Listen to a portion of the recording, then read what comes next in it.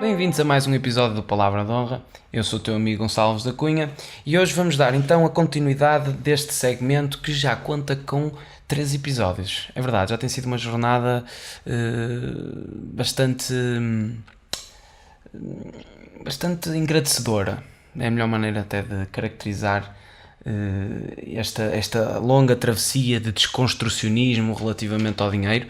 E falando por mim, obviamente, tem sido bastante elucidativo e bastante gratificante toda a aprendizagem que efetivamente tenho vindo a acumular relativamente a isto, até porque esta era uma relação que numa fase mais inicial, ou pelo menos uma fase mais juvenil, de certa forma, a relação com o dinheiro era sempre uma relação muito desprendida, era uma ideia de que o dinheiro efetivamente não merecia a mesma relevância que outro tipo de coisas mais etéreas, e é interessante porque apesar de tudo não sou o único seguramente com esta ideia presente no respectivo imaginário, e é mesmo importante todos nós termos esta relação com o dinheiro e de entender efetivamente como é que esta invenção, ou pelo menos esta tecnologia monetária, tem-se vindo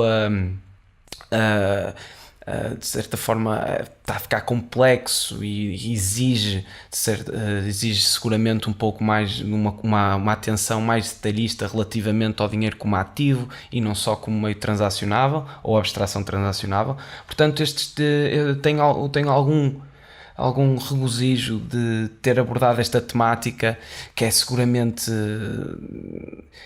tremendamente vasta e densa, e também ela muito complexa, nem que seja pelas suas componentes, tanto elas simbólicas como é um pouco aquilo que temos visto, a história e a progressão deste sistema, do sistema financeiro e económico, e mesmo na própria ciência matemática que está por trás, não é? Um pouco daquele do empirismo económico e monetário, e isso tem sido bastante interessante realmente entrar neste tipo de assuntos,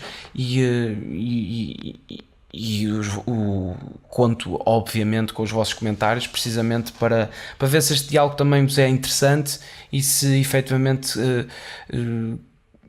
se já tinham debruçado sobre este assunto desta forma, de querer compreender as origens, e também se já tinham justificado de certa forma alguma indignação que este tipo de situações, e nós vimos no episódio anterior, proporcionam, não é? E propiciam que estes escândalos a nível bancário, a nível financeiro mesmo, um sistema muito bem fraudulento e caracterizado ao longo dos tempos, principalmente no último século e no presente século, de uma corrupção quase como uma prática geral, uma prática quase na generalidade de todo o sistema financeiro.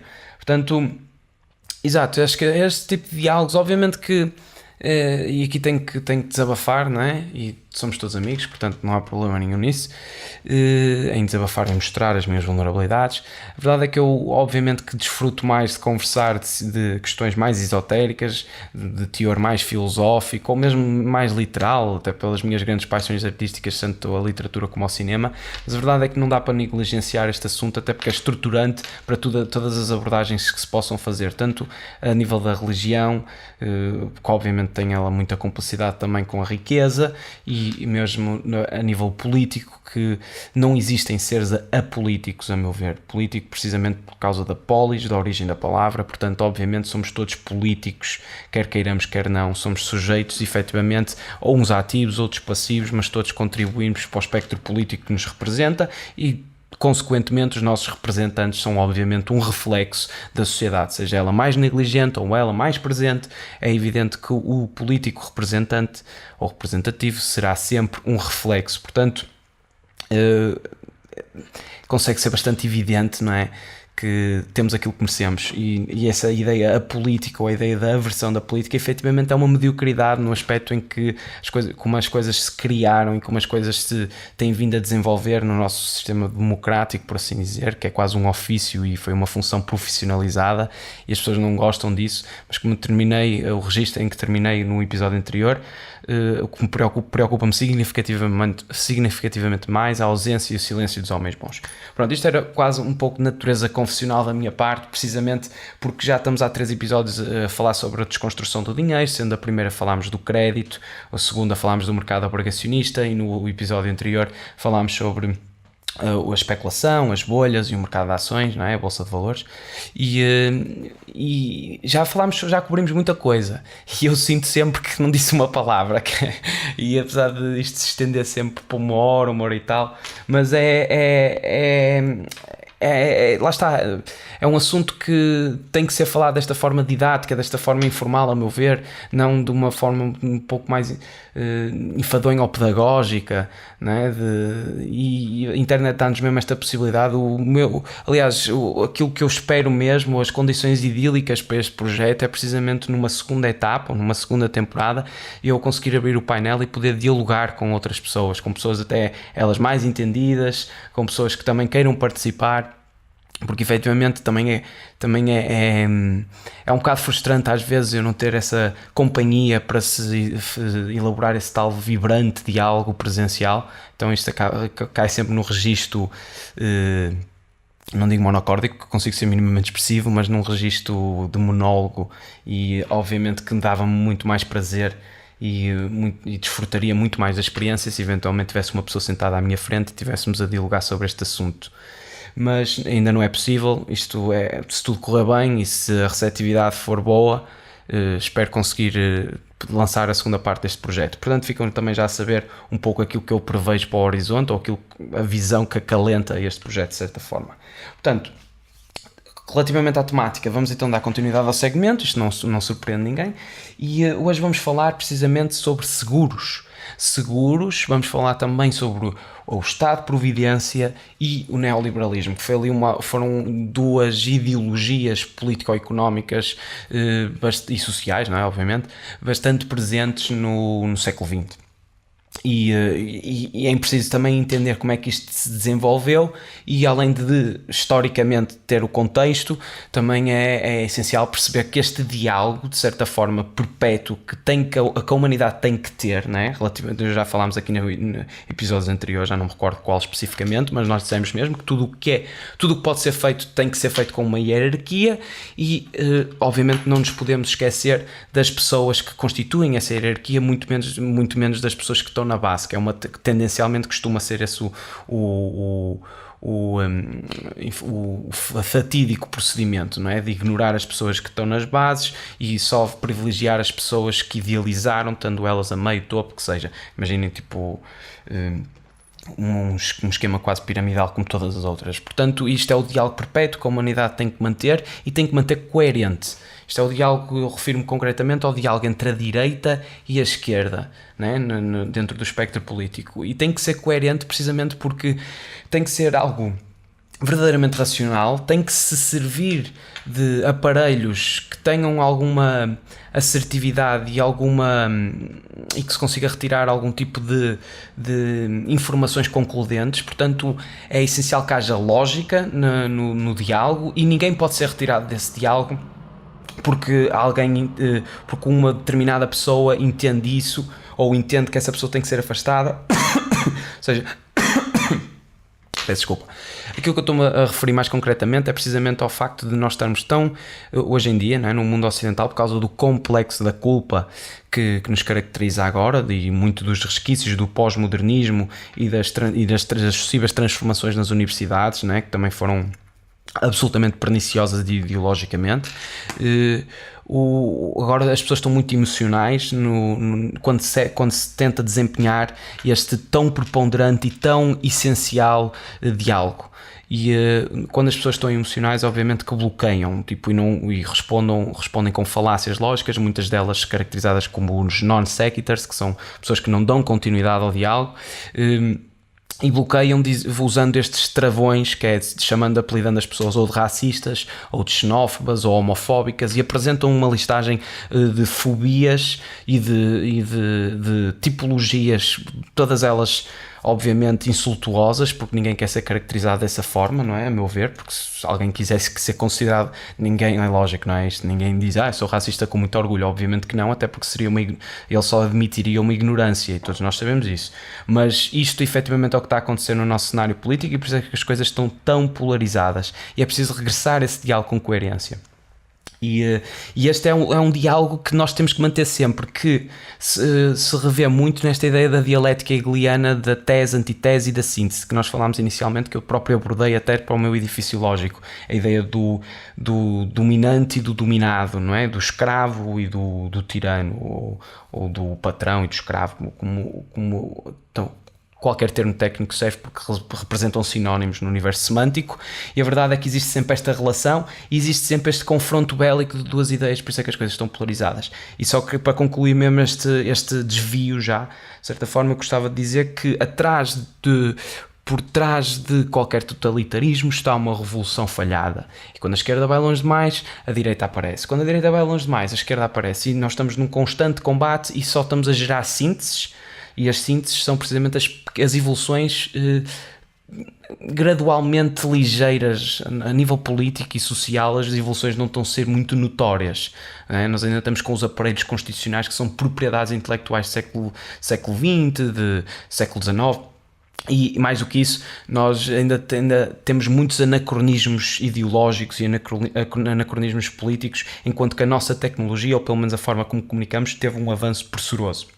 Portanto, achei importante fazer precisamente anexar este pensamento antes de iniciarmos o tema o tema de hoje. Portanto, sejam coerentes e sejam convidativos ao diálogo. Não fiquem e usem e sirvam-se de premissas lógicas, de conclusões válidas.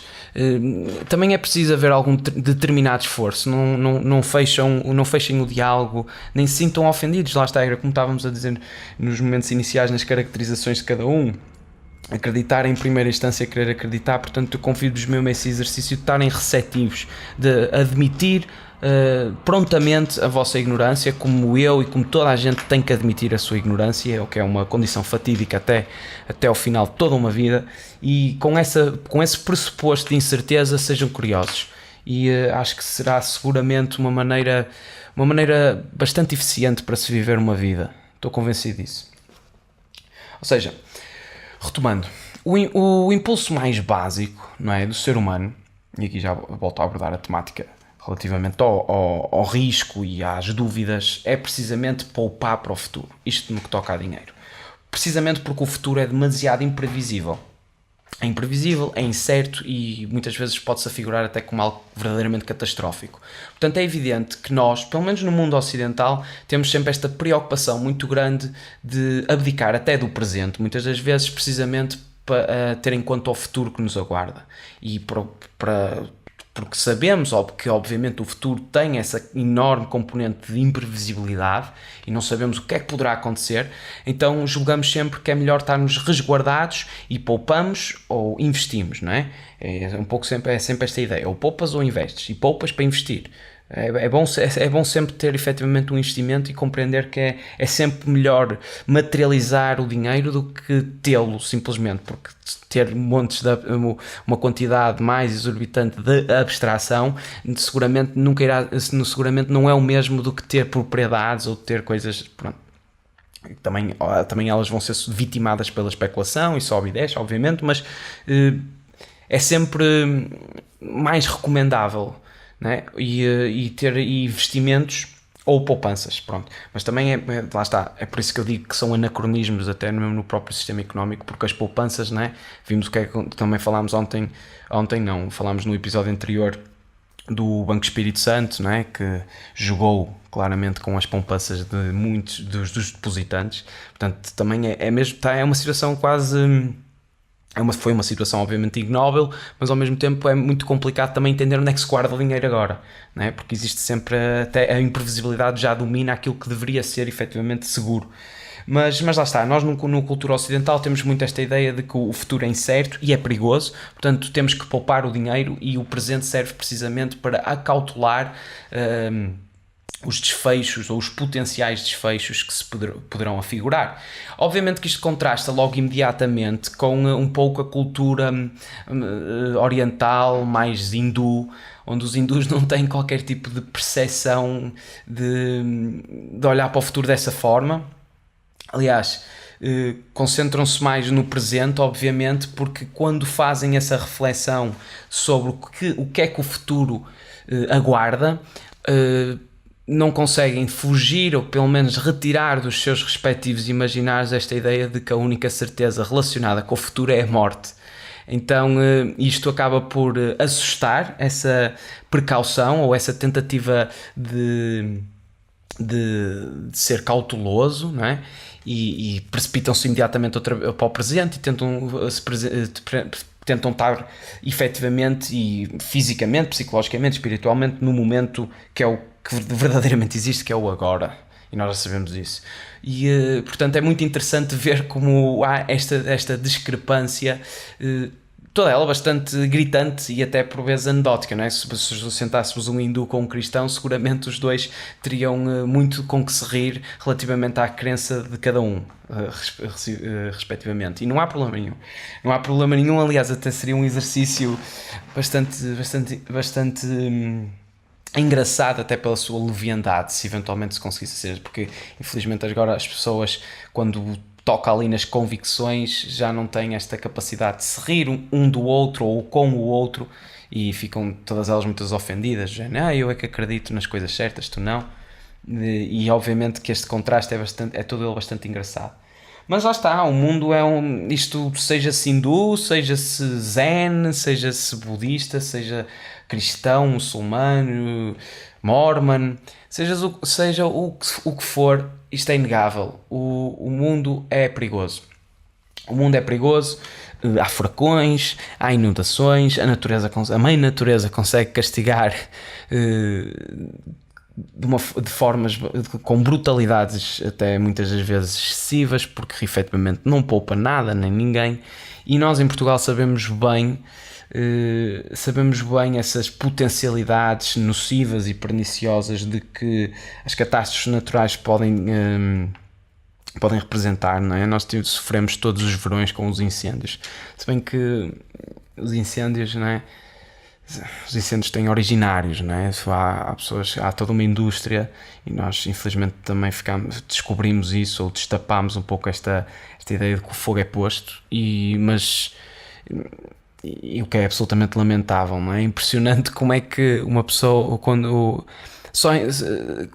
estávamos com o salazarismo, não é? Com o Estado Novo, isso tudo, isto não acontecia, e agora que estamos em democracia, em que nos foi concedida essa tal liberdade, estas coisas acontecem.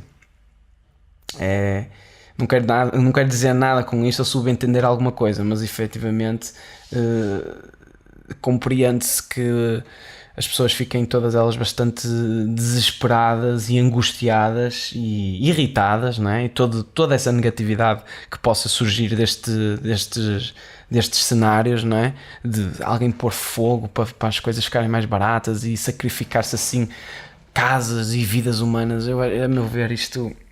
Não sei, deixem no comentário o que é que vocês acham que estas pessoas mereciam. E sejam politicamente incorretas. Porque muito honestamente, eu já não sei. Mas isto em tempos medievais era resolvido de uma maneira muito eficiente. Mas sim, nós sofremos muito com incêndios, obviamente, e nós sabemos que efetivamente não se pode pedir misericórdia a algo com estas proporções. E isto é essencial porque catapulta-nos para uma questão essencial, tanto no domínio político, tanto na esfera social e pública, privada, que seja, económica também ela, obviamente, que é a questão de como é que nós lidamos com os riscos e as incertezas do futuro. Se recairá no indivíduo o dever de se proteger contra os infortúnios do futuro, ou devemos nós depender da caridade voluntária dos nossos congêneres humanos quando as coisas correm mal? Ou então, não devemos poder contar com o Estado Por outras palavras, com as contribuições obrigatórias dos nossos congéneres contribuintes para nos resgatar quando chegar a tragédia. Porque também é importante ter esta noção, não é? E desconstruir um pouco logo esta palavra de Estado, não é? O Estado muitas vezes é terceirizado como uma entidade quase... uma entidade, sei lá, eu nem sei muito bem qual, mas seguramente seguramente podemos recorrer a uma analogia animal com algum poder até de decisão e quase ou um ser antropomórfico também ele meio divino, mas o Estado efetivamente somos nós, tipo, nós contribuintes que pagamos, são as nossas, nós é que fazemos a receita que o Estado tem para alocar em determinadas despesas. É assim que funciona o aparelho social, não é? Nós contribuintes pagamos, o Estado vê a receita toda que vai ter dos respectivos cidadãos e depois aloca as despesas nos setores que são efetivamente essenciais para pôr isto a funcionar. E claro, temos os representantes, mas esses representantes também, né? Passado 4 anos são testados novamente e é isso que nós estamos a fazer. Portanto, mas é impressionante como o Estado já está tão estigmatizado que parece mesmo que é uma entidade podre e fraquíssima a nível de eficiência, eficácia e competência, né? Existe mesmo esse estigma relativamente às diferenciações ou às divergências do público e do privado, e há um certo desleixo, também sejamos sinceros. As pessoas que trabalham no setor público, obviamente muitas delas trabalham com produtividade e com competência, não lhes tiro isso, obviamente, mas isto serve simplesmente para pressagiar a crítica mais dura que eu posso apontar, que é efetivamente o facto de muitas vezes não se preocuparem e de se desligarem completamente e de tornar o sistema obsoleto e tem que passar ali para depois passar aqui e depois passar ali e perde-se burocraticamente na quantidade de avals e de concordâncias que tem que haver, e é um sistema que não é célere, não é rápido, e precisamente porque tem todos estes puxa-sacos atrás, tem estes tachos e tachinhos que são feitos, e sabemos disso e as coisas têm que ser ditas desta forma. Tipo, o setor público efetivamente tem alguma promiscuidade no que toca aos representantes, são as cunhas que se fazem isso, pessoas muitas vezes que não são talhadas para os ofícios que vão exercer, mas que lhes foi arranjado para desenrascar ou porque são familiares ou amigos de X ou de Y, e as coisas não acontecem de forma rápida, não acontecem de forma célere, há uns desvios aqui, desvios ali, pronto. Já sabemos a história. É assim porque há erros sistémicos que continuam a perpetuar, de certa forma, estes exemplos execráveis. Portanto, só para mandar também esta pisada, mas obviamente retomo ao início, logicamente que há pessoas que são competentes e mesmo essas vão corroborar aquilo que eu estou a dizer. Portanto, se devemos contar com o Estado, não é? Esta é a grande questão, retomando a questão. E a história da gestão do risco é uma longa luta entre o nosso vão desejo de estar financeiramente garantidos e a dura realidade que não existe mesmo um futuro singular, mas sim múltiplos futuros imprevisíveis que nunca perderão a sua capacidade para nos apanhar de surpresa. Isto foi praticamente um parágrafozito que escrevi previamente, precisamente porque é fútil qualquer esforço. É fútil, quer dizer, não é necessariamente fútil, porque obviamente que uma pessoa que tenha as suas poupanças, quando vêm os desaires ou os infortúnios da vida, e a adversidade é a única constante, ou pelo menos algo que efetivamente nos toca a todos, ninguém se vai conseguir livrar de qualquer tipo de adversidade, e é evidente que ela vai surgir mais tarde ou mais nada. Aquilo que nós podemos tentar desenvolver é mesmo esta resiliência para conseguir aguentar, suportar, tolerar e superar. Mas é lógico que o futuro consegue ainda ser mais imprevisível do que todos os desfechos imprevisíveis que nós eventualmente possamos desenhar ou perspectivar nas nossas pobres e inférteis imaginações no que toca ao que o futuro nos aguarda. Não é? Quando se olha para trás, tudo faz sentido, parece que há uma certa lógica na narrativa, até pois eu fui para ali, aquilo desenvolveu-me ali, não sei o quê, e depois vêm os ses e os condicionais, não é? Se eu tivesse ido para ali... Pronto, é o que seja, mas faz tudo mais sentido olhar para trás, mas é este caráter supersticioso e narrativo que nós aplicamos às nossas vidas como se fosse uma história que está a ser contada, mas é evidente que isso também é um exercício fútil no momento atual, eu conseguir estar a tentar perspectivar o que é que me vai acontecer no futuro, tanto a nível pessoal como a nível profissional. Nunca se sabe. obviamente. Mas, e tem estes múltiplos futuros, não é? Tipo, imprevisíveis. Mas, como nós no episódio anterior falámos sobre o Mississippi e sobre a Louisiana, quando falámos sobre aquele esquema do John Law, podemos retomar novamente ao mesmo território, por assim dizer, mas obviamente dando um salto temporal bastante significativo, até 2005, que foi na altura do furacão Katrina. Isto para dizer o quê? Isto já para entrar na ideia dos seguros. O furacão Katrina, quando atacou Nova Orleans, porque ficou tudo submerso, ainda se estão recordados seguramente, foi uma tragédia absolutamente dramática. Muitas pessoas não sobreviveram, e aquelas que sobreviveram perderam os bens, perderam as moradias, tudo aquilo que lhes pertencia. E isto, além de destruir o Estado, por assim dizer, também pôs a nu as fragilidades tremendas das seguradoras. E também isso foi bastante revelador de que efetivamente algo se passava, ou algo estava bastante fraudulento relativamente aos sistemas de seguros, não é? Porque destapou, não é, os defeitos desse sistema que dividia as responsabilidades entre as companhias de seguros privadas, que ofereciam proteções contra danos causados pelo vento, e o governo federal, que oferecia proteção contra as inundações. Isto não é nada novo nos Estados Unidos, há sempre este grande risco. Até eles têm até no orçamento norte-americano, obviamente, que eles têm contemplado até uma fatia considerável para reações a catástrofes naturais, a furacões, tufões, inundações, porque são bastante regulares, na América Latina também, e tem vindo a acontecer. E depois, isto, lá está, ninguém está livre disto, não é? Obviamente, no Japão também acontece. Nós agora recentemente até... há 2 dias do dia 2 que eu estou a filmar. Eu estou a filmar isto no dia 5 de setembro de 2018. Provavelmente isto vai para o ar num próximo mês, em outubro. Se calhar as pessoas que estão-me a ver em outubro ou novembro, não sei. Mas a verdade é que ainda há 2 dias também houve aqui um sismozito. Sentiu-se um sismozito. Não sei se tu topaste, alguém? Não topaste? 4.7 na escala de Richter. Mas lá está, isto é uma inevitabilidade. Eu senti, quer dizer, não estou a mentir, não senti bem, mas acordei, só que mas não percebi bem o que era, estás a ver? Julguei que tinha sido eu a despertar de sono. Só depois é que a minha mãe me disse que sentiu ela e que tinha havido esse tal sismo, e aí juntei os pontos. Okay? Fiquei arrependido de não ter sentido no seu esplendor um sismo. Gostava de... Obviamente que não, estou a ser irónico.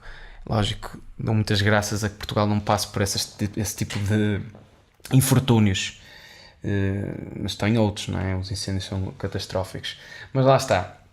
No rescaldo da catástrofe de 2005, milhares de assessores de companhias de seguro percorreram a linha costeira do Louisiana e do Mississippi. E segundo muitos residentes, ou segundo os relatos que nós conseguimos apurar, a sua tarefa não era ajudar os segurados afetados, mas evitar pagar-lhes, afirmando que os danos infligidos aos seus bens se deviam à inundação e não ao vento. Ou seja, as pessoas, os responsáveis, os assessores dos seguros, foi uma espécie de um exército que percorreu Nova Orleans toda, só com o mero intuito de provar que os danos haviam sido causados pela inundação e não pelo vento. Ou seja, a tentarem jogar aqui com termos técnicos para não ter que pagar, porque se tivessem que pagar ficavam falidos. Né? Isto também parece-me ser um negócio altamente produtivo, que é prometer seguros na situação relativamente a alguns infortúnios, ter assim alfabetizar ou verbalizar as coisas de uma forma muito vaga, não é? Ou de uma forma que consiga depois eventualmente ser contornada se as coisas efetivamente acontecerem, e depois, se eventualmente acontece a tragédia, que tem sempre uma probabilidade mais reduzida, se bem nos Estados Unidos não tinha muita, logicamente, mas mesmo assim eles acharam que conseguiam se safar com isto. E depois chega o momento da tragédia e lança-se assim esta espécie de exércitos de tecnocratas e de juristas de meia tigela para ir lá dizer: não, veja lá, tipo, isto foi inundação, isto não teve nada a ver com o vento, que é aquilo que nós seguramos. Sinto muito, tenho muita pena da senhora, mas ou é a senhora recuperar aquilo que perdeu e nós acionarmos o seu seguro, ou é o meu bónus que está em causa. É quase isto, porque as pessoas depois recebem comissões, não é? É a forma que nós temos de incentivar pessoas para fazer este tipo de atividades desumanas muitas das vezes, não é? Imaginem o que seria trabalhar assim numa penhora e ir com a polícia penhorar porque não se pagou não sei o quê e uma falência, e nós chegamos mesmo a dar comissões aos picas dos metros para fazer multas, não é? A caça aos resultados, e a polícia também fazia isso, nós sabíamos. Não sei se eventualmente ainda faz, mas fazia isso, que era precisamente a caça à multa, era quase por resultados e objetivos. E se é por resultados e objetivos, obviamente que as pessoas vão estar mais entusiasmadas para conseguir cumprir os tais resultados, não é? Olha, por exemplo, foi o que aconteceu no Vietnã, quando a certa altura não se sabia se, isto pai na década de 70, não se sabia se estavam a ganhar ou a perder a guerra. Então basicamente usaram como métrica reveladora a contagem de mortos. Estão a ver? E eu estou-me a rir, mas isto tem piada absolutamente nenhuma, porque obviamente que se a métrica é esta, é cadáveres, as pessoas vão matar mais. E depois, claro, vêm com os resultados, olha, estamos a ganhar. Tipo, houve estas casualties do outro lado, como eles chamavam. Isto é terrível. Isto é terrível, mas é obviamente que as pessoas nunca podem ser encorajadas para forçar o crime, ou quando o intuito é esse, não é? E a nossa polícia também merece levar essa farpada, precisamente porque precipitam-se imediatamente no fator coercivo e negligenciam muitas das vezes a componente pedagógica na resolução do conflito, e vem sempre com aquele teatro, pelo menos das poucas intervenções que eu tive, e é óbvio que estou a falar delas. Estou a falar por elas e com elas, porque, como sempre, eu não quero cair em generalizações precipitadas. Há um pouco de tudo, há X e há Y, há um pouco dos dois espectros, evidentemente, mas nas situações que protagonizei, vi sempre uma espécie de aquela teatralidade já tão conhecida, não é? Do bom e do mau, para criar uma afinidade e para nos juntarmos ao bom, mas depois o bom é aquele que nos incentiva ao desabafo e nos protege. Isto é simples, isto é quase uma ideia distorcida do síndrome de Estocolmo. E são sempre muito coercivos, são sempre autoritários, manifestam até aquela... são bastante contundentes, não admitem faltas de respeito, mas muitas das vezes uma pergunta não é necessariamente uma falta de respeito, e às vezes escalam o problema. O problema é facilmente colmatado ou solucionado, mas eles escalam. Eu lembro, quer dizer, não são nada convidativos ao diálogo, porque acham sempre que quem quer o diálogo vai-se tentar superiorizar a eles, ou seja, revelam imediatamente, muitos deles, complexo de inferioridade e a ineficácia para a resolução de conflitos através de uma forma oral despreocupada. E eu lembro uma vez que estava numa bomba de gasolina, juntamente com um amigo meu, estávamos de moto e não tirámos os capacetes. Ele foi lá pagar a gasolina e voltou. Obviamente que nós merecíamos levar uma advertência. Eu não tinha percebido na altura, mas merecíamos, depois de entender o porquê que poderia constituir um comportamento algo suspeito, porque normalmente os assaltos são feitos dessa forma. Mas estava aquela carrinha de característica do furgão cheio com alguns polícias, e saíram dois. Obviamente com essa teatralidade toda de uma pessoa mais sensível ou mais solucionadora e outro mais agressivo, mais impetuoso, não é? Que claramente percebia-se que era mais exuberante, e nós estávamos os dois com o capacete. E eu compreendo, até merecíamos a advertência, merecia que eles nos dissessem: olha, vocês não estão aqui com os capacetes, porque obviamente que isto levanta suspeitas, levanta desconfiança, as pessoas podem ficar com medo, há alguns assaltos nesta zona, se eventualmente houver, podiam até recorrer a algum tipo de análise estatística, mas não foi isso que aconteceu. A advertência foi imediatamente um tiro capacete, dê-me o seu cartão de cidadão, dê-me a sua identificação. E foi com este trato assim contundente, não é? De disciplinador, que também é necessário, obviamente, mas quer dizer, não é por... Eu perguntei também a identidade do polícia, e só por ter perguntado a identidade do polícia, esquece, foi logo... você gosta de improvisar, não sei o que mais. Como é que isso é possível? E depois, não tarda nada, estava-me a dizer: mas quer resolver isto na esquadra?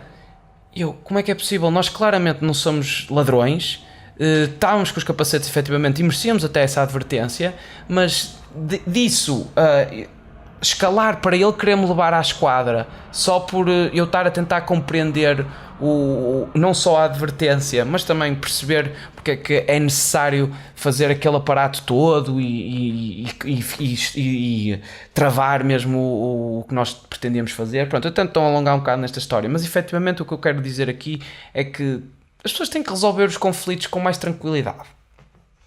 E o diálogo verdadeiramente desarma muitas das vezes.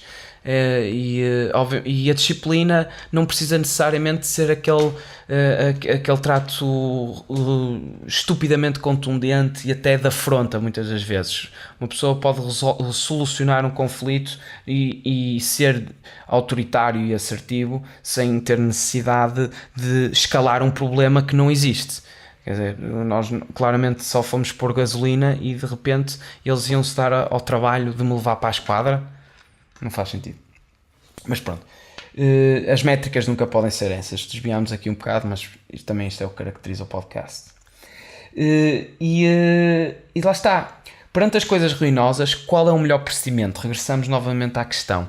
Quando os seguros falham, será efetivamente a única alternativa nacionalizar todas as catástrofes naturais, criando uma enorme responsabilidade aberta aos governos? Ou seja, isto foi uma grande questão. Nós demos o exemplo do furacão Katrina precisamente porque pôs a nu as debilidades e as fragilidades num sistema de seguros privado, não é? Que agia em cumplicidade com o governo federal. E isto também é recorrente a nível geral, até em países europeus, não é? Alguma cumplicidade do privado com o público no que toca a assegurar e a cobrir os cidadãos, mas a verdade é que deve o Estado nacionalizar o risco ou não, ou deve continuar a ser com este sistema de seguros privados, como é que se vai dar a pensão ou a reforma, e nós temos diferentes sistemas que entendem nesta premissa, ou pelo menos nesta questão, a sua maior relevância até. E como é evidente, a vida sempre foi perigosa, não é? Sempre foi perigosa, sempre foi incerta, e nós agora até estamos com uma esperança média de vida consideravelmente superior às que estão registadas no passado. E como a vida sempre foi perigosa, podemos remontar até o século XIV, século XV, com os mercadores italianos, que já tinham uma espécie de seguros relativamente à perda de navios e até incêndios, né? Seguros mercantis. E depois também podemos ir às Scottish Widows, né? Nas guerras napoleónicas, como estavam muitos homens a morrer na guerra, os escoceses, as entidades clericais, não é, da Escócia preocupavam-se com a quantidade de viúvas que tinham e as filhas que essas respectivas viúvas também tinham ao seu encargo. Portanto, criou-se também um sistema de seguros precisamente para essas viúvas. Portanto, sempre houve esta preocupação, não é? Mas foi quase um surto espantoso de uma inovação intelectual que se deveu muito à matemática. Portanto, agora aquilo que vamos falar é precisamente até de algo mais concretamente matemático e empírico. E começou por volta de 1660 e que se criou a tal base teórica para os seguros.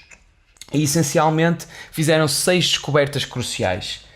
E vamos começar então a enumerar as tais 6 descobertas cruciais. A primeira é a probabilidade. Isto agora não nos diz nada, é tão comum, não é, nos nossos cotidianos, que não nos parece ser uma grande inovação, mas efetivamente para haver seguros foi necessário desenvolver-se o estudo probabilístico, e foi com o Blaise Pascal que atribuiu a ideia, publicada no seu livro, não sei se era ensaio, mas era um livro chamado Ars Cogitandi, de que o receio do perigo deve ser proporcional não só à gravidade do perigo, mas também à probabilidade do acontecimento. Ou seja, para a evolução dos seguros, isto seria um ponto crítico, que era iniciar então esta tal probabilidade do perigo e da probabilidade do acontecimento. É evidente. Esperança de vida foi a segunda grande descoberta, é começar a calcular esta esperança de vida que uma pessoa tem e ir a determinados registros de óbitos e de nascimentos, fazer o cálculo para perceber e atribuir a determinadas faixas etárias as probabilidades de morrer, não é? E já vamos perceber melhor isto. Ou seja, no mesmo ano que surgiu a obra Ars Cogitandi, do Pascal, John Grant publicou o Natural and Political Observations, e depois o título ainda é algo extenso, mas vamos chamar-lhe só assim, que visava calcular a probabilidade de se morrer de uma causa particular com base nas estatísticas oficiais de Londres relativas à taxa da mortalidade. É isto que estamos a dizer. Foram-se consultar os registros e calcularam-se então as tais probabilidades de se morrer de uma determinada causa em determinada faixa etária. Contudo, os dados de Grant não incluíam a idade à data da morte, o que limitava bastante as indicações, e vocês obviamente conseguem compreender porquê. Então foi com Edmund Halley que fez a descoberta crítica, e nessa descoberta ficou ainda hoje conhecida como a tabela de vida de Halley, que foi baseada em 1238 registros de nascimento e 1134 registros de óbitos, e dava a probabilidade de não morrer num determinado ano. Ou seja, e aqui passo a citar: as hipóteses de um homem de 20 anos não morrer num ano são de 100 para 1, mas num homem de 50 as hipóteses são apenas 38 para 1, isto naquela altura. Ou seja, fez precisamente esse levantamento todo para se conseguir compreender quais eram as probabilidades de não se morrer nas respectivas faixas etárias. Isto, obviamente, que foi uma inovação essencial para o desenvolvimento dos seguros, para se compreender então os riscos que essa pessoa iria ter ou de um determinado acontecimento acontecer, consoante também o estado de saúde dela. Portanto, tudo isto seria essencial. E, aliás, esta seria uma das pedras fundadoras da matemática actuarial. E a matemática actuarial, podemos fazer aqui uma ressalva minimamente curiosa, é que foi iniciada ou foi desenvolvida inicialmente para calcular as probabilidades dos jogos de azar. E se vocês gostam de jogar a roleta ou mesmo blackjack ou isso tudo, foi aí que começou e que depois foi aplicada essa matemática actuarial para os seguros também. Isto, obviamente que alguns de vocês que estão a ver isto sabem isto perfeitamente e até estão envolvidos nisto seguramente. Quer dizer, depende, não sei quantas pessoas é que estão a visualizar isto, mas posso-me precipitar porque isto é realmente, são práticas comuns a nível matemático e muita gente trabalha em seguros. Portanto, quase será a probabilidade, provavelmente que é 30 para 1, não sei. Ok, outra descoberta crucial, certeza. Ou seja, em 1705, Jacob Bernoulli, eu estou a falar unicamente quase de matemáticos e infelizmente não vou falar do meu matemático preferido, que é o Évariste Galois, e tenho que fazer aqui este shout-out ao meu menino Galois, que morreu muito jovem, morreu com 24 anos. Morreu com 24 anos e ainda hoje se diz sobre o Évariste Galois que se ele tivesse vivido ou sobrevivido, que teria descoberto o valor de X e a matemática ficaria para sempre resolvida. Era mesmo um gênio e morreu num duelo por causa de uma mulher. Quer dizer, o John Law ganha o seu duelo e depois faz o que faz, e este Évariste Galois, que devia ter sido um dos maiores ídolos da matemática, um dos maiores ícones matemáticos. Aliás, ele antes de morrer, antes de ir para o duelo, ele apontou todas as descobertas que tinha feito e que mesmo assim conseguiram dar uma precipitação significativa, ou uma evolução significativa. Ele até escreve a frase: tempo, se eu tivesse mais tempo. Ou seja, merece não cair no esquecimento este enorme matemático Évariste Galois. Mas estou a falar de outros, não necessariamente dele, mas também outros que também gosto particularmente, por exemplo Laplace e o Gauss. Mas foi a certeza deveu-se precisamente ao Jake Bernoulli, que propôs que, e passo a citar, em condições semelhantes, a ocorrência ou não ocorrência de um acontecimento no futuro seguirá o mesmo padrão que se observou no passado. Isto tem a ver com a média aritmética, não é? Quantas mais repetições, mais precisa será a média aritmética do determinado acontecimento ou não acontecimento. Isto aprendemos todos no secundário, julgo eu. Portanto, basicamente foi a sua lei dos grandes números que declarava que se poderiam fazer inferências com um determinado grau de certeza, não é? Quanto mais tentativas realizadas, mais a probabilidade da média aritmética dos resultados observados se irão aproximar da probabilidade real. Obviamente que isto também é essencial para se desenvolver os seguros. Isto está a ser quase uma aula matemática, mas muito incompleta, seguramente. Mas então, é sempre falando com esta informalidade que as coisas realmente ficam devidamente consolidadas. E depois, outra descoberta, distribuição normal. Distribuição normal também é um pouco aquela ideia do sino, não é? Aquela ideia de que usa característica e tal, não é? Assim, distribuição normal dos acontecimentos, pronto. também não estou a dar grande novidade, mas a distribuição normal ganhou importância com os trabalhos de Abraham de Moivre. Isto também para se eventualmente surgir alguma curiosidade e o pessoal quiser ir ver. Pierre-Simon Laplace e Carl Friedrich Gauss. Gauss também suíço, né? Portanto, conterrâneo desse Évariste Galois que eu falei. Por isso é que se diz também distribuição gaussiana, não é? Porque foi ele que desenvolveu precisamente e aprimorou a teoria. A distribuição normal é uma das distribuições de probabilidade mais utilizadas para modelar fenómenos naturais, não é? É a melhor maneira. Aliás, eu acho que eu usei esta então vou confirmar isso. Exatamente. A melhor maneira de modelar os fenómenos naturais é precisamente isso. Para ver se também não estava a incorrer em erro. Depois tem a utilidade. E na utilidade... que engraçado. Só agora que verifiquei isto. Relativamente à certeza que estávamos a falar, era o Jake Bernoulli. E agora, à utilidade, vou citar outro Bernoulli. Só que desta vez o Daniel Bernoulli. Outro matemático suíço. Caramba, os suíços são realmente gajos bastante inovadores na matemática. E foi ele que propôs que o valor de um item não deve basear-se no seu preço, mas sim na utilidade que nos proporciona. E a utilidade resultante de qualquer pequeno acréscimo na riqueza será inversamente proporcional à quantidade de bens previamente possuídos. Ou seja, por outras palavras, isto para simplificar também um bocado, é que nem tudo vale o mesmo para toda a gente. Isto é evidente, não é? Portanto, 100 euros valem mais para alguém com rendimento médio do que para um gestor de fundos de risco. E isto também é essencial para se desenvolver uns seguros com alguma eficiência e entender efetivamente o que determinada quantia vale para determinado sujeito. E depois, finalmente, a inferência, que são as tais conclusões, as conclusões que se podem tirar destas análises probabilísticas. Ou seja, como o próprio termo indica, são as conclusões válidas que se podem retirar. E hoje revela-se na moderna formulação de que isto é uma fórmula, que é a utilidade esperada é a probabilidade de um acontecimento vezes a compensação recebida no caso desse acontecimento. Isto é a formulação moderna para os seguros. Então, os verdadeiros progenitores dos modernos seguros foram matemáticos. Isto tudo para concluir, de certa forma, essa ideia. Mas quem os aplicou foram os tais agentes clericais que eu estava a falar, e até começou mais concretamente na Escócia, com essa inovação matemática, e por isso é que eu falei da Scottish Widows, que foi um fundo de segurados, ou uma espécie de seguradora para as viúvas na altura das guerras napoleónicas, mas tem este fundamento matemático, né? É importante, e ainda bem, porque efetivamente era isso que provavelmente os nossos políticos necessitariam de ser, né? Mais exímios nas suas matemáticas, que a matemática também não deixa muita margem para erro. E foi com base nessas premissas que desenvolveram-se os tais fundos privados, Scottish Widows, que era o que estava a falar.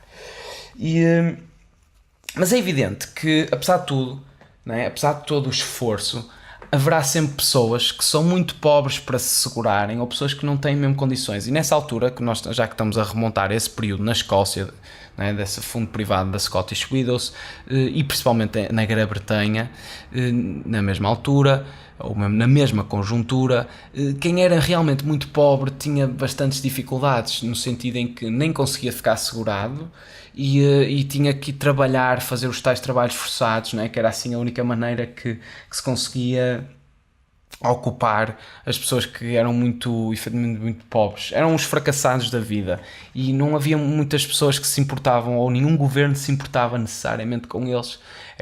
Estavam ali precisamente como os nossos sem-abrigos de hoje em dia, não é? Tipo, cuja função é precisamente assustar a classe média para uma possibilidade real de vir a acontecer isso, não é? É sempre dada uma espécie de utilidade, não é? É impressionante, porque nós julgamos mesmo que é dando comida que estamos a contribuir precisamente para nessa espécie de caridade, ou particular ou institucional, aos nossos sem-abrigos, mas a verdade é que um sem-abrigo precisa, se calhar, seguramente bem mais de psicólogos, de vacinas, né? E tipo, acho que eu não sei até que ponto é que um sem-abrigo já não deita comida fora, né? Não sei, porque por estar cheio ou por até ter demasiada oferta. Custa-me a crer que eventualmente ainda haja essa tal fome como havia em tempos passados. Outra chega, não é? Portanto, é aquilo que estávamos a dizer. Eram pobres, né? As pessoas estavam fora do alcance dos seguros, demasiado pobres ou demasiado irresponsáveis para poupar dinheiro para as adversidades, e os seus destinos eram efetivamente dolorosamente penosos. Portanto, não foi com surpresa que nos finais do século XIX se começou a desenvolver o sentimento de que os perdedores, os fracassados da vida, também mereciam melhor. E começou-se a plantar então as sementes de uma nova abordagem ao problema do risco, que foi no controle, precisamente, no controle desse risco, no controle do risco do futuro. E essas sementes acabariam por evoluir naquilo que nós chamamos Estado-Providência, não é? Que até foi a célebre frase do berço até à cova, não é? The crib to the grave, qualquer coisa deste género. E eram sistemas estatais de seguros, não é? Que visavam explorar a máxima economia de escala, não é? A quantidade de receita que conseguiam ter para cobrir literalmente todos os cidadãos. E vamos já fazer aqui um debunkzinho àquilo que se acha relativamente a isto, que obviamente, e isto até causou uma discussão bastante calorosa, calorosa no sentido de animosidade. Na altura que eu estava a ter História no secundário com a minha professora, portanto 12º ano, eu e a minha professora de certa forma tivemos uma relação muito atribulada e conflituosa, e eu lembro-me perfeitamente dessa discussão, precisamente porque o Estado de Providência era lecionado nas escolas como uma invenção britânica, e já na altura, por me ter interessado no Estado de Providência, fui ver e numa das minhas leituras verifiquei que não tinha sido uma invenção britânica, muito pelo contrário, tinha sido uma invenção alemã, e nem era de esquerda, porque existe esta tendência de atribuir o Estado de Providência a uma ideia liberal ou de esquerda, e não, aparentemente, e oficialmente, e concretamente, e realmente, era uma invenção alemã, e uma invenção alemã de direita, do Otto von Bismarck. Portanto, e é importante dar essa ressalva, porque ainda hoje é ensinado, não é? Tendencialmente nós temos esta ideia de que o Estado de Providência era uma invenção dos britânicos, e lá está, tendemos a considerá-lo também uma espécie de invenção socialista, ou uma consequência do socialismo bernsteiniano e no mínimo liberal, mas a verdade é que o primeiro sistema de seguro de saúde obrigatório e de pensões da terceira idade estatal não foi introduzido na Grã-Bretanha, mas sim na Alemanha.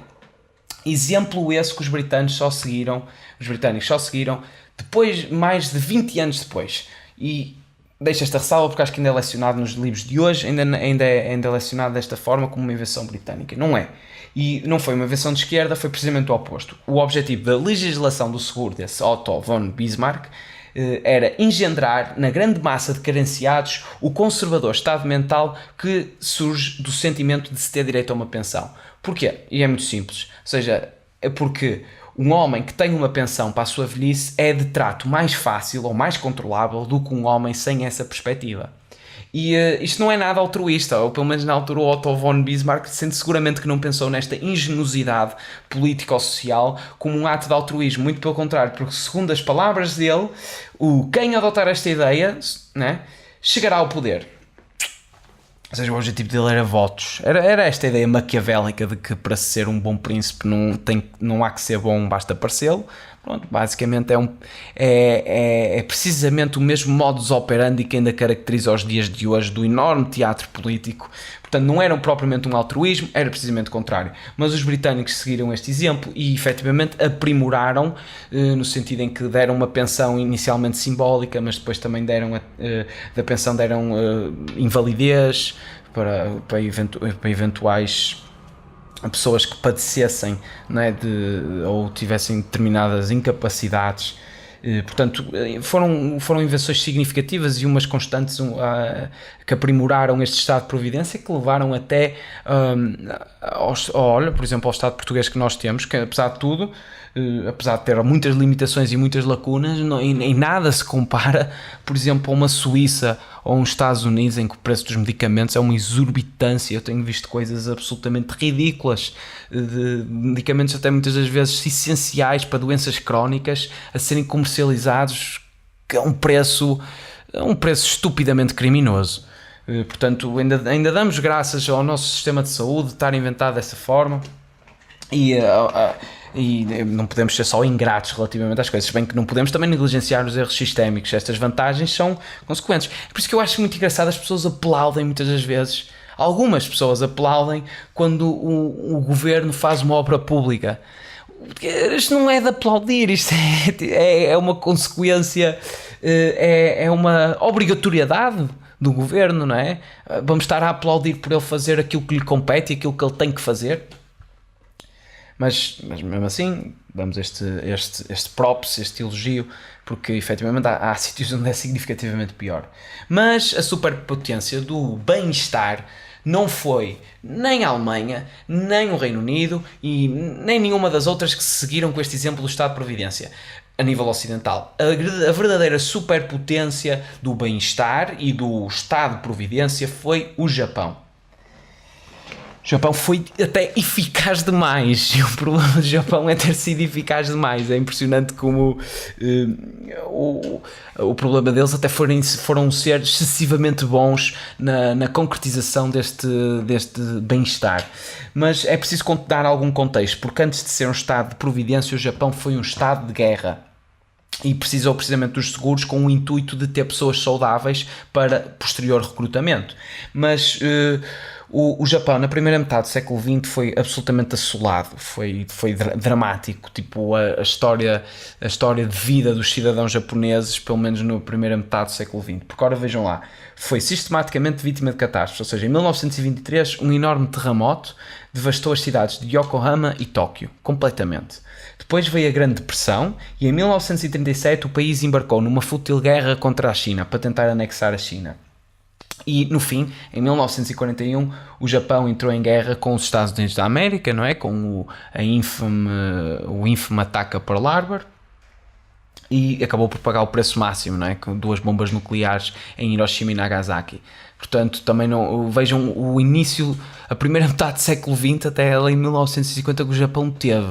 E depois ficaram lá os americanos, não é? Tipo, a reformular, de certa forma, a economia e a própria política japonesa para passar do feudalismo e do imperialismo de Hirohito para algo mais sustentável, mesmo a nível capitalista. Portanto, os japoneses inicialmente o que fizeram, em vez de um estado de providência, era um estado de guerra, que era precisamente para fundamentar algum tipo de empreendimento bélico. E o imperialismo do Hirohito que nós falámos. E a preocupação pela saúde dava recrutas mais saudáveis. Era este total cinismo, que é preciso sempre analisar essas coisas com algum cinismo, porque realmente não há... Muitas das vezes é precisamente um intuito subentendido e não tão necessariamente aquele que se apresenta superficialmente, que é do verdadeiro interesse de quem faz o que faz. Portanto, todas as pessoas deveriam ter o seguro. Até o mote da guerra é todos são soldados, passou mesmo para todos têm que ter um seguro de saúde. E em 1945, não é, depois do desfecho ou do resultado da guerra, o valor total do capital nacional do Japão parecia ter sido reduzido a zero, não é, pelos resultados e as consequências catastróficas que a perda na Segunda Guerra Mundial teve. E as cidades estavam em ruínas, estavam absolutamente destruídas e podemos imaginar a decadência que assombrava o país japonês, não é? E a única cidade a sobreviver intacta até foi a cidade que era a antiga capital, se não me engano, do imperialismo japonês, que era Kyoto. Foi a única que sobreviveu, de certa forma, imóculo àquilo que tinha acontecido na Grande Guerra, não é? E Hiroshima e Nagasaki ainda hoje sofrem com a radiação libertada nas bombas nucleares.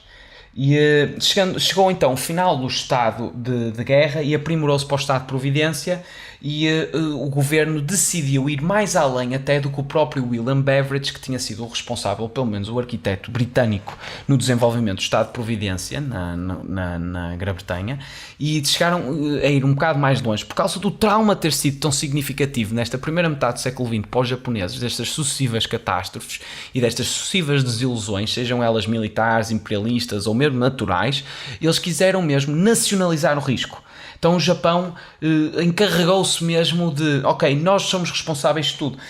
E a partir desse momento em que eles resolveram nacionalizar o risco, o Japão teve um crescimento inacreditável. o Estado de Providência do Japão parecia um milagre mesmo. Em 1970, eles conseguiam-se mesmo vangloriar que o seu país se tinha tornado uma superpotência no Estado de Providência e lideravam a educação e a saúde. E nós muitas vezes ainda invejamos efetivamente a eficácia e eficiência que os japoneses revelam, não é? E os produtos japoneses também mereceram o nosso crédito logo muito prontamente também. Os Toyotas e tudo depois começaram a competir até com os automóveis alemães e os próprios norte-americanos, e sempre foram todos eles bastante fiáveis. E acho que agora a China também começa a fazer umas coisas jeitozinhas. Inicialmente o Japão também era bem mal visto e depois ficaram também uma potência, e tudo o que os japoneses fazem, as pessoas dizem que é significativamente aceitável, bom e de qualidade. Portanto, houve uma completa eliminação do risco e em 1968 o Japão tinha a segunda maior economia do mundo. Segunda maior. E parecia estar mesmo a funcionar bem. Aliás, eu tinha aqui também, retirei.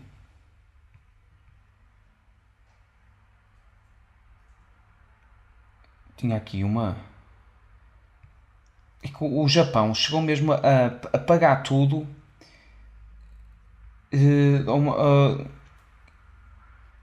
Deixa-me cá ver. Ou seja, é isto. A partir desse momento, o Estado de Providência, e isto é interessante para verem o quão cobertos os japoneses efetivamente estavam. O Estado de Providência cobriria as pessoas contra todos mesmo, eu digo todos os caprichos da vida moderna. Se nascessem com alguma doença, o Estado pagava. Se não podiam pagar pela educação, o Estado pagava. Se não conseguissem encontrar emprego, o Estado pagaria. Se tivessem demasiado doentes para trabalhar, o Estado pagava. E quando morressem, o Estado pagaria também aos seus dependentes. E isto é uma síntese de uma enumeração seguramente mais alongada, porque efetivamente o Estado japonês tinha esta preocupação e nacionalizou por completo o risco e com os seus cidadãos. E foi assim que eles conseguiram efetivamente esses resultados que os levaram em 1968 a ser a segunda maior economia do mundo. Agora, logicamente, que aquilo que estava a acontecer no Japão, no mundo ocidental não estava a acontecer tão bem. Ou não estava a ter essa mesma eficácia. E o que é que estava a acontecer? Muito simples. Na Grã-Bretanha, né?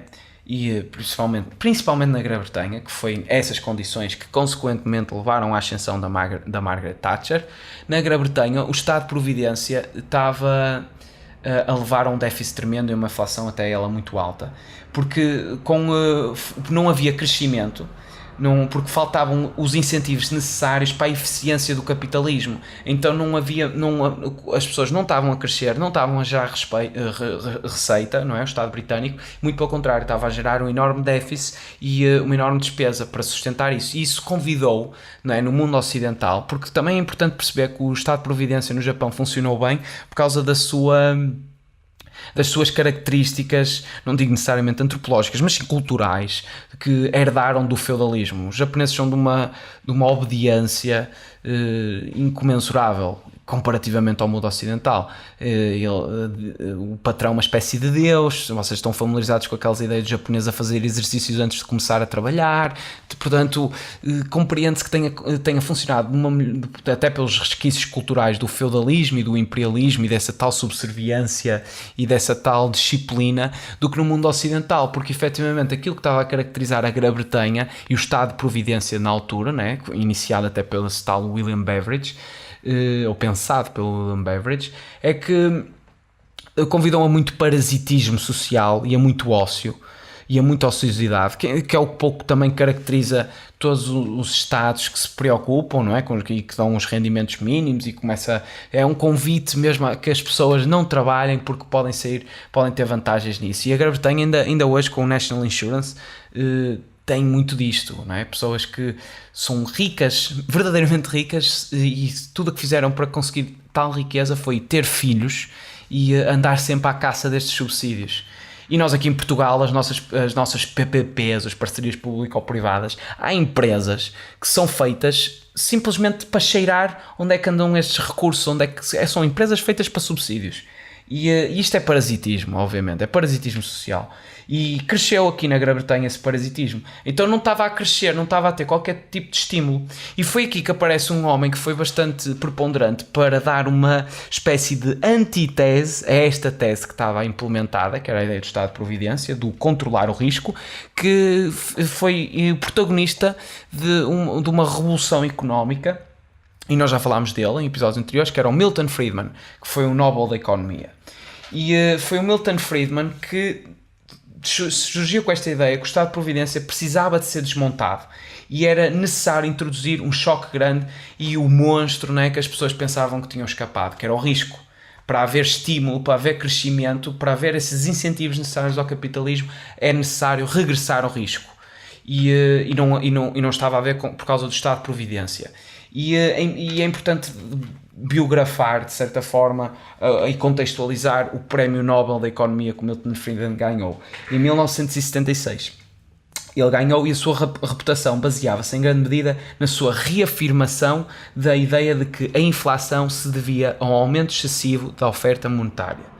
Portanto, foi com isto que ele venceu o prémio Nobel da Economia. Só que a questão que começava verdadeiramente a preocupar em meados dos anos 70, 1970, era descobrir o que tinha corrido mal com o Estado de Providência. Porque, efetivamente, era a ideologia político-social e económica presente em muitos países e era necessário e era importante entender o que é que estava a correr mal, porque é que as grandes economias ou as prévias grandes economias não estavam a ter um crescimento necessário e porque é que estavam a ter uns déficits e despesas tão elevadas e tão consideráveis.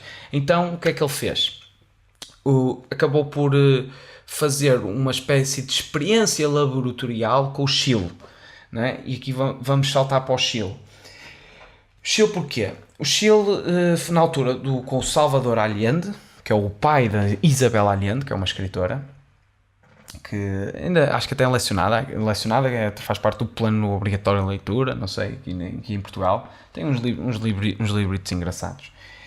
O Salvador Allende, basicamente, o país do Chile naquela altura estava num enorme déficit e o Estado de Providência tinha levado praticamente à falência o país, então ele viu como única solução instalar um sistema comunista de marxismo puro, por assim dizer. Isto obviamente que levantou uma grande objeção dos militares na altura, que não queriam que o Chile se convertesse num país comunista, muito menos com essa centralização toda do poder económico na tal elite representativa ou no partido comunista, que é um pouco como os marxistas fazem. Então houve um golpe de Estado. E curiosamente o Salvador Allende até teve que se defender no próprio palácio e defendeu-se com uma AK-47 oferecida pelo Fidel Castro, que era o homem que ele tanto queria imolar ou igualar, por assim dizer. Obviamente que correu mal para o Salvador Allende, foi o putsch, ou o golpe de Estado, foi devidamente bem sucedido e ele matou-se, né, após esse tal golpe. Mas o Chile estava a ir à falência, né, devido aos benefícios, e foi por isso que o Allende se aproveitou para tentar introduzir a ideia comunista. E como os militares não queriam, viam a ameaça vermelha que pairava no país, eles estiveram receptivos ao Milton Friedman e às ideias que ele tinha para dar. E o Milton Friedman deu palestras e seminários e chegou-se mesmo a reunir com o sucessor, não é? Que era o Pinochet, Augusto Pinochet, que era o ditador, foi até um ditador com bastante sangue nas mãos, e reuniu-se com ele e incentivou o Milton Friedman a reduzir o déficit governamental que ele identificara como sendo a principal causa da exorbitante inflação do país. É preciso dizer que a inflação no Chile foi um sintoma que assolou por completo o continente latino-americano. Quase todos os países lá tiveram inflações exorbitantes. Nós já falámos até da Argentina, e eu até já enumerei todas elas, tanto o Peru, a Bolívia, a Venezuela. Foram situações dramáticas, porque eles também, até nem o neoliberalismo os salvou, por assim dizer. Porque também tiveram, e a Argentina ainda agora está com problemas, também está a haver saques autênticos. A Argentina também está outra vez numa situação dramática na data de hoje. Então o que é que ele queria? Na altura a taxa anual de inflação era de 900%. o regime cortou as despesas do governo em 27. Forçou-se mesmo a tentar cortar as despesas, porque isto era a principal prioridade. E depois o Friedman diagnosticou devidamente qual teria sido o problema, que era o problema da inflação tinha derivado das tendências pós-socialistas que começaram há 40 anos, não é? E chegaram ao seu clímax com Salvador Allende. E garantiu que o fim da inflação levaria a uma rápida expansão do mercado de capitais que iria facilitar bastante a transferência de empresas e atividades ainda nas mãos do governo para o setor privado. Ou seja, o que está aqui a começar é um neoliberalismo. É novamente desresponsabilizar o governo e destas excessivas nacionalizações de todos os riscos e passar isso para as empresas com o intuito de fazer lucro, não é? E era isto que a ideia do Milton Friedman no neoliberalismo, e serviu-se desta experiência quase no Chile, que foi quase laboratorial para criar isso, precisamente para ver se para colmatar este problema que o Estado de Providência tinha causado. E Friedman, obviamente que teve muita oposição, porque foi denunciado por estar a cooperar com um ditador tão bárbaro, porque matou pessoas. E o Milton Friedman ainda foi consultor na China, acho que até ou do Mao Tse Tung ou do Deng Xiaoping, não sei bem, mas, ou seja, o Milton Friedman era um economista que... E onde o chamavam, ele ia lá. E independentemente de inclinações políticas, não é? Ele era americano. E o que se seguiu no Chile, só para completar, é que seguiram-se os Chicago Boys, que eram assim que eles eram chamados, precisamente porque o Friedman vinha de Chicago, e foram estudantes chilenos que não só aplicaram as reformas iniciadas pelo Milton Friedman, ou recomendadas pelo Milton Friedman, mas até foram mais longe do que aquilo que haveria sido aconselhado. E foram eles que reformularam o Estado do Chile. Sobretudo um estudante que era o Pinheira, assim que se diz. Sim, que criou um sistema de pensões radicalmente diferente para o Chile do que aquele que eles tinham. Deu uma escolha aos cidadãos. Ofereceu a todos os trabalhadores a hipótese de recusar o sistema de pensões estatal, né? E em vez de descontar na folha de pagamentos, os trabalhadores contribuiriam com uma quantia equivalente, que eram 10% dos seus salários, para uma conta de reforma pessoal em seu nome, gerida por empresas privadas e concorrentes. Não é? Ou seja, a escolha é: ou vão ter a pensão estatal providenciada pelo governo, ou metem 10% do vosso salário em empresas privadas e elas e com respectivos concorrentes, precisamente para estimular os dividendos que possam retirar dali e os lucros que podem retirar dali serão obviamente muito, muito mais superiores do que aqueles que o público lhes poderá dar. Ou seja, era uma espécie de era uma dualidade, mas obviamente que uma das possibilidades se afigurava bem mais vantajosa e lucrativa. E para além de uma pensão, o esquema também incluía um prémio de seguro de invalidez e de vida. E isso foi quase incontestável que mais de 80% da população chilena mudou para o sistema privado. Portanto, houve uma enorme redução na inflação e no déficit na dívida pública do próprio país do Chile. Foi uma vitória, por assim dizer. Porquê? Obviamente que não foi uma vitória neste aspecto, destas métricas, porque obviamente o neoliberalismo não é essa solução milagrosa, e nunca foi, e nem nunca será, porque foi assim que nós iniciámos até o início deste episódio, relativamente ao diálogo perpétuo que é necessário de ser tido e mantido com coerência entre a direita e a esquerda, porque logicamente com o neoliberalismo muitas pessoas que são pobres demais para poder pagar os seguros, para poder pagar as pensões, são negligenciadas e esquecidas. E o neoliberalismo faz isto, e nós vimos isto tanto no regime britânico da Margaret Thatcher, como nos americanos do Ronald Reagan, que também implementou esta ideia neoliberal. Portanto, há coisas que são do Estado e têm que ser geridas pelo Estado, e há coisas que pertencem ao privado e têm que ser do privado. Nem tudo pode ser privatizado. Agora, é evidente que muitas pessoas dizem quanto menos governo melhor, e eu também me inclino para concordar com parte dessa afirmação, mas obviamente que também não nos podemos negligenciar nas pessoas que não são entendidas como sujeitos lucrativos e que estão nas bases piramidais das nossas sociedades, e elas não podem ser esquecidas nem negligenciadas precisamente pela incapacidade ou pela escassez de recursos que apresentam. Portanto, e evidentemente que o neoliberalismo consegue ser um bocado sanguinário nesse aspecto. Mas, lógico, neste contexto do século XX, como o Estado de Providência estava a apresentar determinadas lacunas, o neoliberalismo surgiu mesmo como uma terapia ou um antídoto fortíssimo e difícil até de digerir. Não é? Na altura da Margaret Thatcher, a Grã-Bretanha, muitas pessoas passaram fome. Os lixeiros não trabalhavam, era lixo nas ruas, nunca se tinha visto tal na sociedade britânica. Portanto, foi claramente foi um antídoto da inflação e do déficit para criar mesmo um choque económico.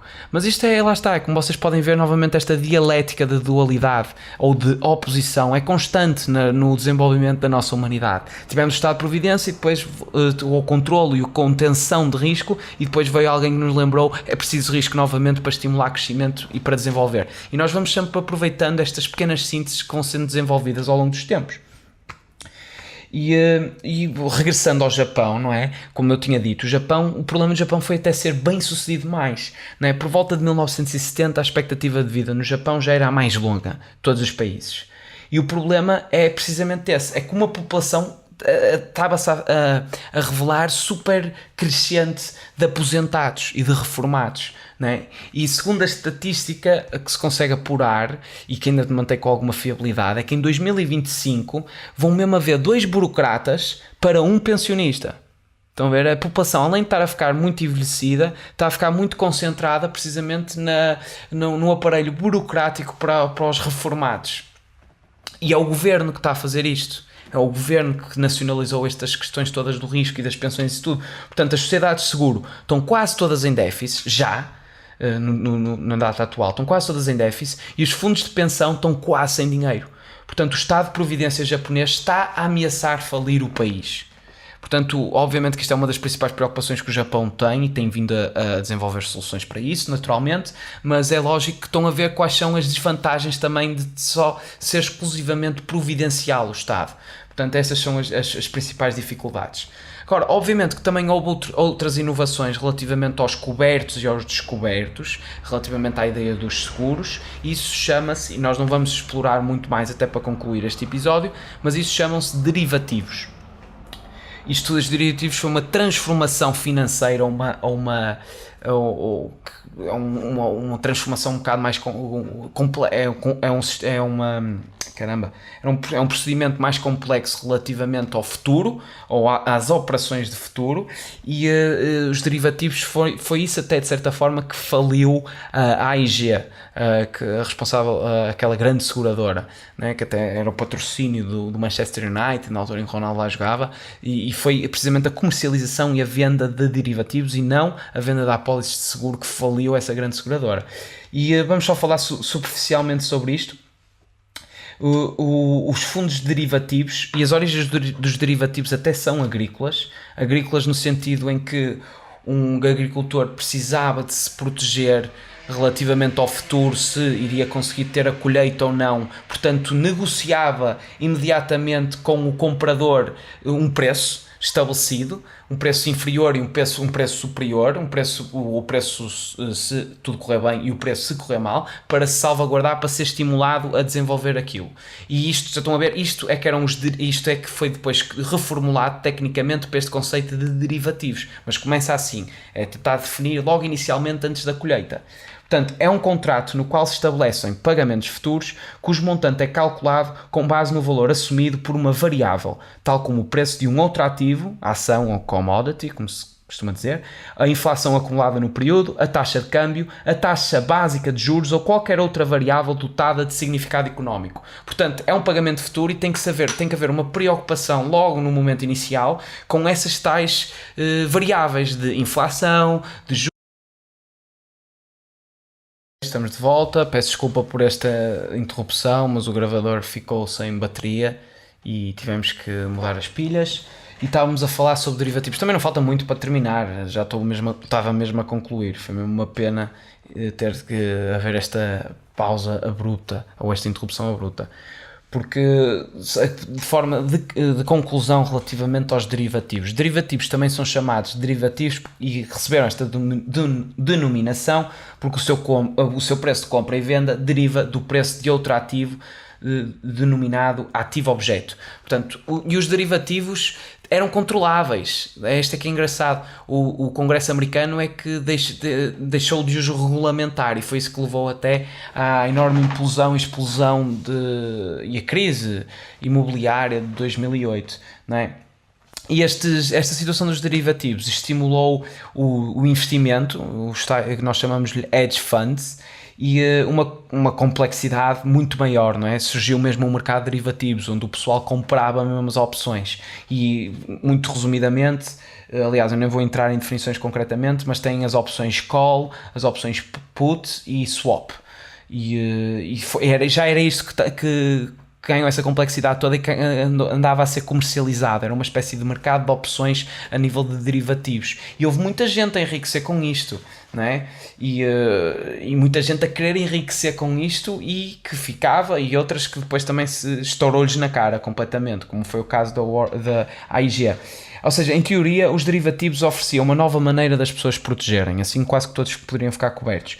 Mas claro que havia, obviamente, implícitas essas tais vantagens. Aliás, o próprio Warren Buffett, que também foi uma pessoa que comprou e vendeu derivativos, ele próprio considerou estas opções, estes derivativos, como armas financeiras de destruição maciça, e chegou mesmo a profetizar a queda da gigante seguradora AIG, que era isso que estávamos a dizer, não devido às apólices de seguro, mas sim por causa da venda de derivativos. E foi precisamente isso que lhes acabou por explodir na cara, foi a venda dos derivativos, que depois assumiram uma complexidade, os tais CDS, os Credit Default Swaps, e assim umas cenas... umas coisas cheias de termos técnicos, mas são muito simples de entender e de perceber que eles fazem isto de propósito. Eles partem de um pressuposto que as pessoas são analfabetas funcionalmente e que, se derem termos técnicos muito chiques e muito finos, as pessoas pensam, pois eu nunca vou conseguir entender isso. Mas não, é mesmo coisas muito fáceis de entender e que realmente transpiram ilegalidade e criminalidade. E a partir do momento em que um gajo faz tirar toda essa merda e essa merda polida, não é? É que basicamente esses termos técnicos são verdadeira bosta polida, não é? É um monte de merda, tipo, esteticamente decorado. É basicamente isso. É um shiny turd. Quando se tira isso, as pessoas, se efetivamente estiverem interessadas nisso, conseguem compreender que são instrumentos ilegais e que são precisamente esquemas, muito até no que inspirou o mercado imobiliário foi essa triangulação entre as agências de rating e isso tudo, e as agências, as seguradoras e a indústria imobiliária, precisamente. Portanto, isto não vamos aprofundar, mas também vos convido, se eventualmente quiserem, porque também já passa do tempo, convido-vos, se quiserem abordar esta temática, ou se este episódio vos interessou relativamente aos seguros, para explorar mais, e deixem os vossos comentários e opinem. Eu estou não só convidativo, como necessito obrigatoriamente de que este diálogo se continue relativamente à desconstrução do dinheiro. Portanto, eu ainda não sei bem se vou fazer mais um episódio sobre este aspecto da desconstrução do dinheiro e neste segmento relacionado com a propriedade e com os investimentos imobiliários, porque foi isso que nos chocou mais na nossa atualidade financeira, ou se precipito já para a ideia, para as fragilidades do capitalismo atual, para os anacronismos viventes e a integração do pensamento filantrópico e tecnológico da blockchain. Portanto, eu não sei bem se o próximo episódio será uma continuidade deste ou se já será a conclusão, porque efetivamente já estamos aqui há 4 episódios e não sei até que ponto é que este palavra de honra, este podcast perderá o seu teor polivalente e não poderá ser pré-concebido ou pensado como algo de teor quase meramente económico ou financeiro. Eu não quero que seja isso, obviamente, até porque esta não é a atividade que mais me exalta. Mas pronto, eu ainda não sei bem. Deixem no vosso comentário também se querem uma continuidade, que eu falo de propriedade, ou se querem que eu salte já para a conclusão. será uma ajuda ou uma mais-valia também para conseguir perceber devidamente os timings. Portanto, muito obrigado por terem assistido a este episódio. Eu sou o teu amigo Gonçalves da Cunha e vemo-nos no próximo. E já sabes, não te esqueças disso porque é bastante importante. Ser uma chama sem parecer selo.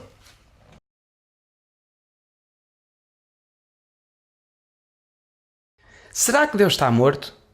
Será que sabes que não é só a tua aparência? Também te irritas com quem tenta sequestrar a tua essência? Vamos evitar o naufrágio neste oceano de ego. A minha voz precisa urgentemente do teu eco. Ajuda-me com a coragem da tua irreverência e vamos reinventar o amor, a política e a ciência. Junta-te a este movimento contracultural, serve-te do teu livre-arbítrio e subscreve este canal. Dedicar-te-ei todo o meu talento. 1 é loucura, 2 é movimento.